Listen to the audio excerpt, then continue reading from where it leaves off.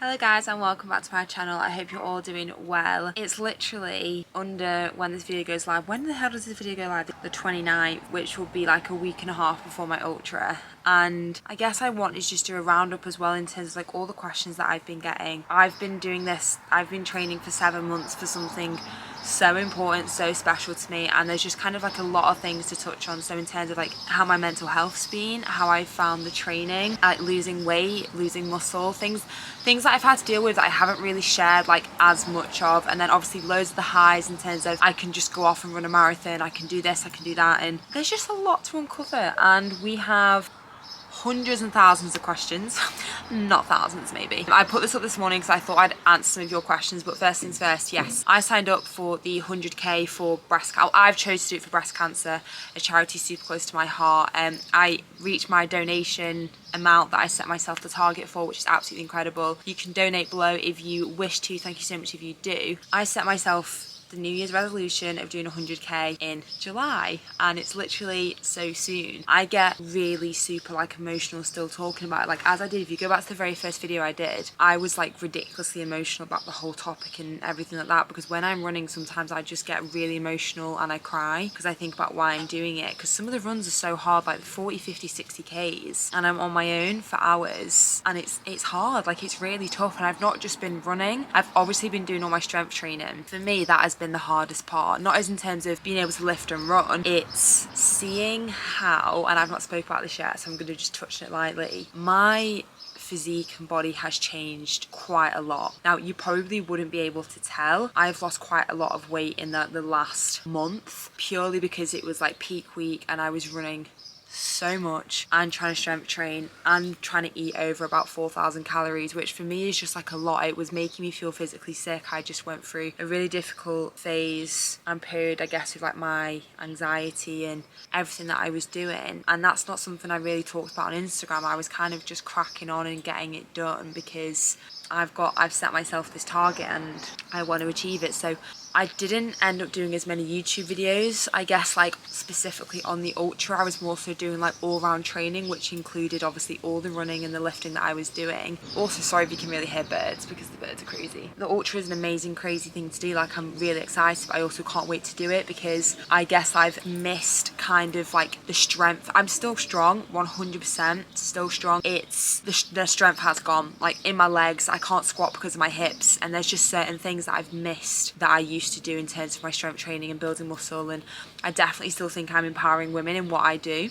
So this is something that I've worked on. I might move because there's birds. I've got like a little bird's nest. Yeah, keeping yourself distracted. So at the very start, I was definitely listening to a lot of music, listening to a lot of podcasts. When I've been doing the longer runs, so like the 40s, 50s, the 60, I didn't listen to anything. And I think maybe that's something you work up to. However, I prefer not listening to music now because I realised I was relying on music to be able to get through a run, or relying on a podcast, which is absolutely fine by the way, but I found like being in my own head without anything, because I was also running to the pace of music, which is something to take note of. When I'm trying to go slower and go off heart rate and literally slow the fuck down, I was really running to the pace of the music, and I don't know why, it's a very natural thing to do if you are a runner, but that's something I really struggled with. Like on my shorter runs, so like my shortest runs have been like 5k, like I throw those in, or even like a 12, 14k that I do, I sometimes listen to music because I personally now don't think that's a very long run. I think it's very important to practice running without music as well, because I think it builds character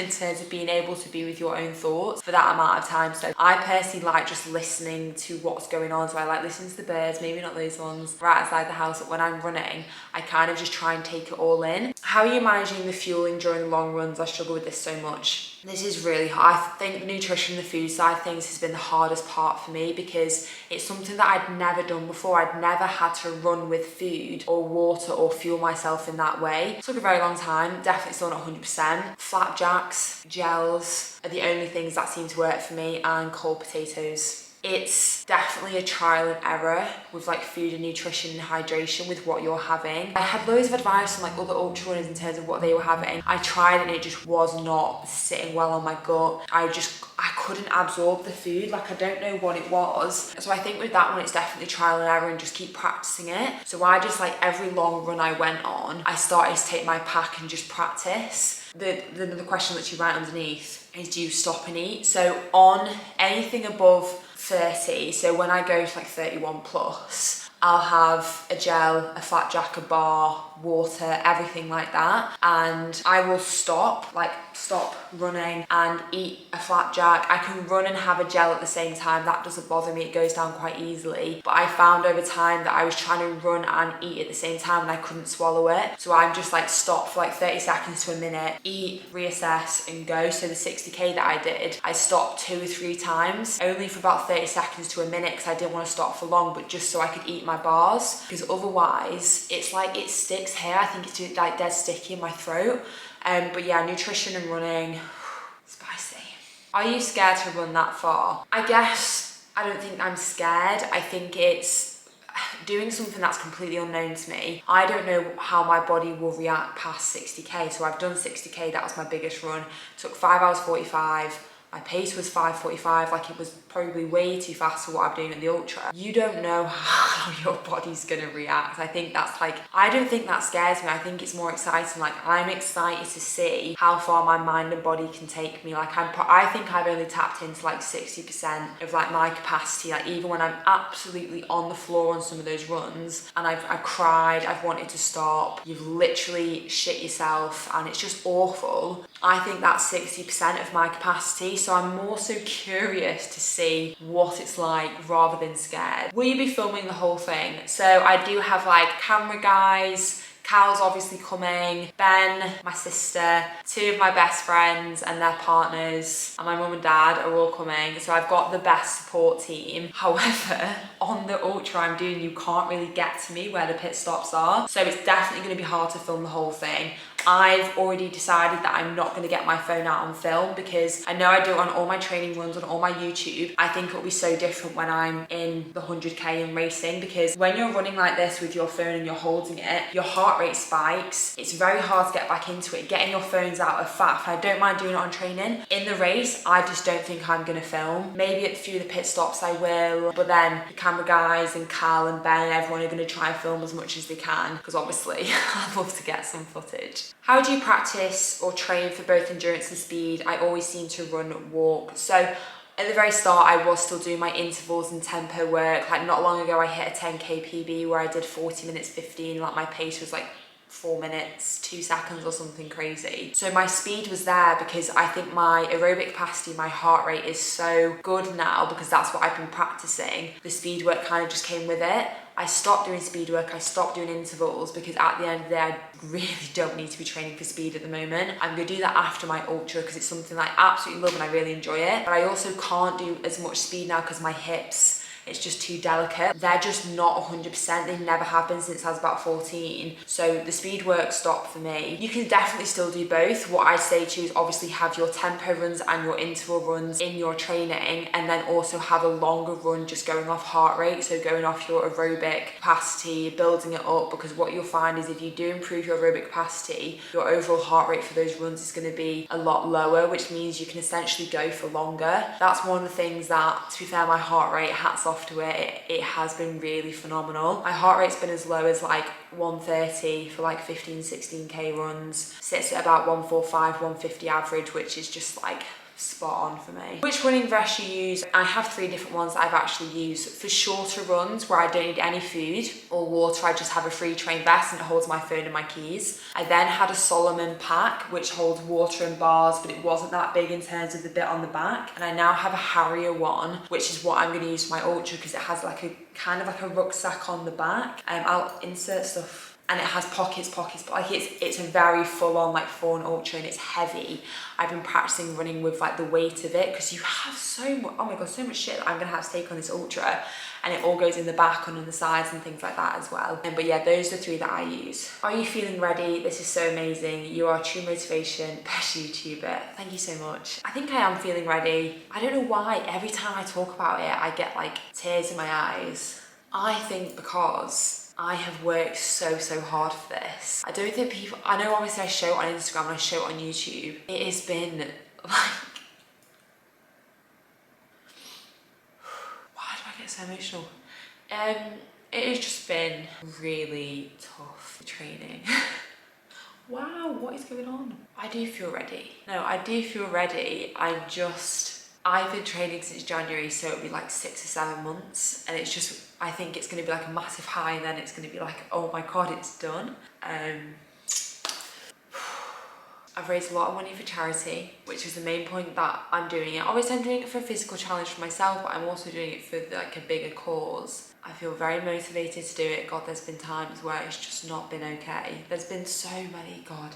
And I don't think I've like shared those on Instagram. I think because I do suffer with anxiety, being out on your own for 4 or 5 hours running, that's been the hardest part for me, like dealing with like, I guess like my mental health. It's not even something I spoke about because it's just a lot, isn't it? It's just a lot. But on that note, I am having therapy at the moment, which is awesome. Super happy just to be able to speak to someone like of a third party, and like not even just about this, like this has obviously taken a massive toll on me, and I'm more than capable of doing it, which is awesome. But then obviously like I'm still running 3 other businesses. I've got Loose Days Fit, we've got the Not So Fit Club podcast, and we've got the My Coach School. So I think I get really overwhelmed in these different stages. So more so for me, I'm very proud that I've been able to do what I've done and still been like okay, I guess.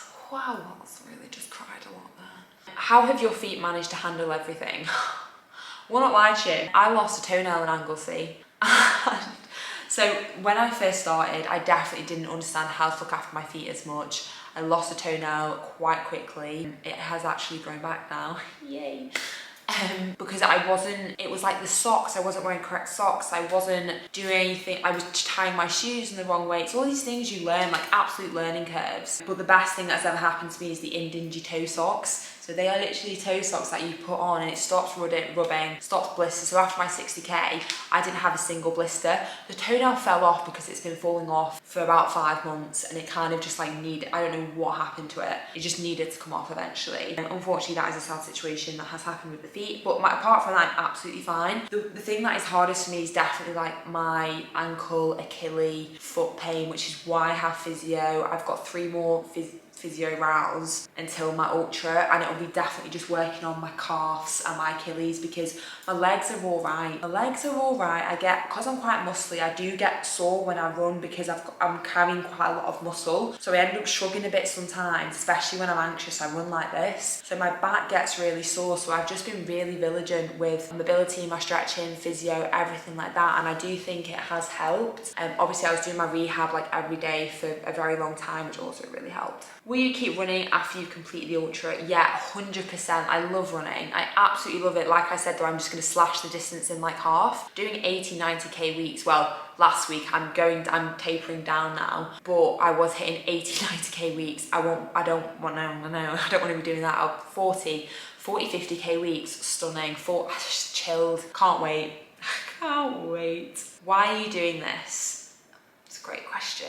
I'm doing it because I want to see what the human body is like capable of and what it can do, and I'm raising money for breast cancer. They're the main reasons that I'm doing it. I also wanted a challenge. I want to prove to other people that, okay, I'm not a runner, I've got a lot of muscle, and I'm going to do this. So that has been a massive drive for me to see what you can do. I just want to make my nan really proud. Oh, see, there we go again, it makes me cry. My nan, my Auntie Donna, really proud, and Nikki, who we lost last year. But yeah, making people proud is one of the reasons as well. Okay, one last question. What time are you hoping to complete the run in? I have no idea. I have no idea. When I first signed up, you had to put in how long you think it'd take you, and obviously I'd never ran over like a half marathon 25k when I signed up. So I just put 12 to 14 hours, and then I've done a marathon in 3 hours 40, and I did 60k at 5 hours 45. So I might be quicker, or something might happen, I might be slower. I'm basically not aiming for a time, because adding an external pressure of the time I think would literally drive me insane. I just want to do it, which I'm a very competitive person also, which is why we kind of decide, I say we, as in me, Ben, and like my dad's done a lot of ultras and things like that. I'm not gonna aim for a specific time, because imagine if I don't hit that time, I will feel all this is for like nothing. And it's not at all. It's for me, it's for breast cancer, and I'm going to be proud either way, which is why I've not put pressure on myself to hit a certain time, if that makes sense. But wow, we had some tears today. Just an emotional person at the moment. But yeah, that was a very honest Q&A. I hope it's filled you in a little bit on my journey as well, and yeah. Stay up to date with the YouTube channel. I love you guys so much. You've been very, very supportive. Sorry, I keep looking in that. Super annoying, isn't it? You've been so supportive, and like all the lovely comments that I've had on my videos. I do see them, and I really, really do appreciate it. I love you so much. Give it a big thumbs up, subscribe, and probably, I don't know what my next video will be. Last one, literally right before my ultra.